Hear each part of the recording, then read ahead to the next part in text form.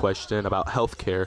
So, Americans, they're paying average $12,000 per person for lower life expectancy, compared to Europeans and Canadians, which they pay around 7,000 for 10 years on average more.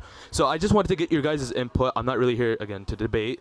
What do you guys think we should do to fix the state of healthcare in the United States?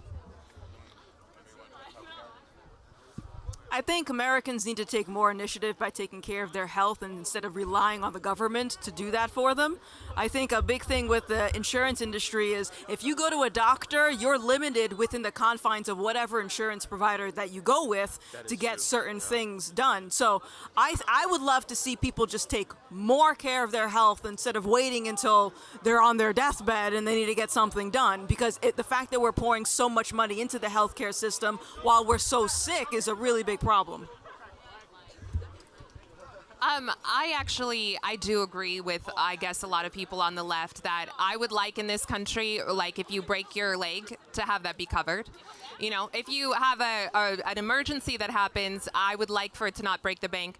But I also, I do see the position on this. I'm going to be honest, I don't know what to do about healthcare, because when we have these awful diagnoses like cancer, very expensive medicine, wealthy people from Canada, from other countries, they come here because you can get better healthcare. And I think that when you socialize medicine, it becomes lesser quality. So it's okay maybe for your broken arm, but is it okay for everything else that's much more serious? So I'll be honest, I don't know what to do about healthcare, but I understand. I also can't afford a lot of things. I come from a family that couldn't, and I do think it's a real issue that people have these bills that break the bank. And I would like to fix it, but I don't know that the answer is necessarily just socialized medicine.